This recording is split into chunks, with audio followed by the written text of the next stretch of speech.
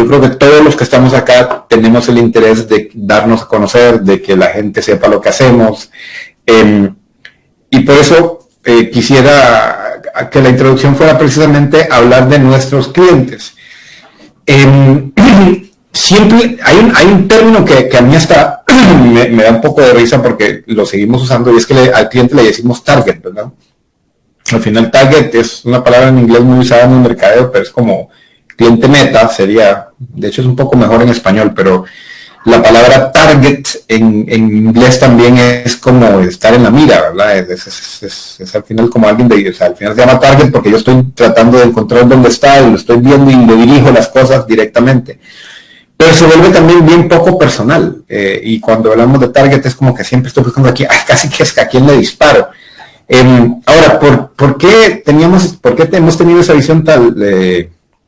Aquí, perdón, voy a quitar nada más la barra de abajo.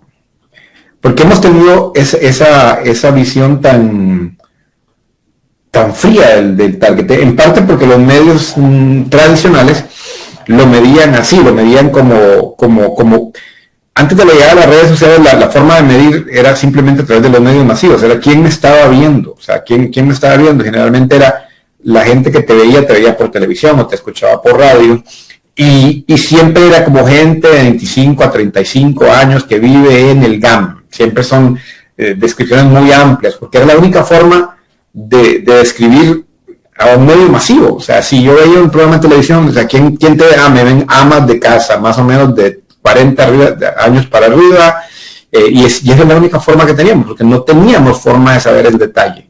No sabíamos cómo se comportaba esa gente. O sea, simplemente yo sabía que la televisión llegaba, y porque todavía le vemos televisión, la televisión llega y yo sé que hay un grupo de gente que me ve, pero no me consta si recibieron bien el mensaje, si están enojadas, si lo están viendo del todo. Entonces, hablábamos de target porque tratamos de enfocar a un gran grupo de personas. Ahora, esto cambia porque el cliente tiene gustos, intereses y preferencias. Ahora, en los medios masivos para mí es imposible saber los gustos, intereses y preferencias de un cliente. No tengo forma de saberlo porque no tengo regreso, no tengo interactividad en la televisión, no tengo interactividad en la radio, la tengo muy poca, o no tengo interactividad en la prensa. No tengo un regreso de los intereses, los gustos y preferencias de la gente. Entonces,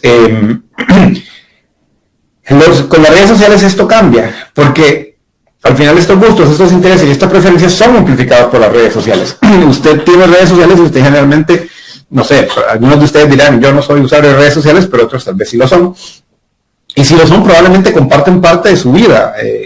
Digamos, yo tengo un hijo de 4 años y muchos de nuestras redes sociales ahora, sobre todo las de mi esposa, son cosas de él.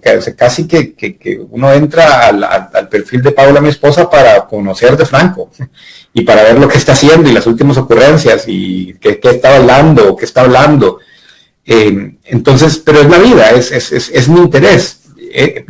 Y eso ya no existía antes. Entonces, si yo soy una marca ahora, tengo un poder que antes no tenía, que es darme cuenta qué le gusta o qué le interesa a mi cliente potencial. Entonces ya no es un target, ya no es nada más alguien como que estoy tratando de buscar a ver a qué le disparo. Se vuelve una persona con intereses, con gustos, con cosas que quiere de la vida, y lo puedo ver. O sea, mi cliente potencial, puedo ver lo que mi cliente potencial quiere, y es amplificado por las redes sociales. Y esta es una gran diferencia que yo creo que nosotros no le sacamos provecho, porque seguimos con una mentalidad muy de medio masivo y muy de llegarle. Y entonces cuando nos preguntan, ¿quién es tu cliente? Mi cliente son mujeres y hombres solteros de tal edad. Pero ese no es su cliente, es un grupo. O sea, te trate de hacer un amigo secreto con hombres y mujeres de 25 a 35 en el GAM, a ver si se le ocurre qué regalarles. No va a poder, porque no tiene ni idea de qué le gusta a todo ese grupo.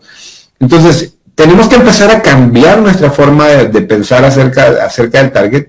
Y aunque es válido esta parte demográfica y es válido saber si tienen educación universitaria, si no la tienen, pero tenemos que empezar a hablar un poquito más en detalle. Y por eso les quiero poner como ejemplo hablar de TikTok un rato. TikTok es una red muy interesante, alguna gente le tiene miedo porque es una red china, de la cual no sabemos mucho en términos de privacidad y está la gran sospecha, que probablemente es cierta, de que pueden estar vigilando y muchas cosas más. Sin embargo, si nos vamos por la parte de realidad, es que TikTok se ha vuelto, desde la pandemia para acá, que ya van a ser 3 años, un poquito más, se ha vuelto una plataforma que ya nos topamos con ella en todo momento. Es más, aún si usted no tiene una cuenta de TikTok, le van a llegar videos de TikTok compartidos por WhatsApp, porque TikTok tiene una característica que para mí es una genialidad, que es que cualquier video de TikTok se puede descargar.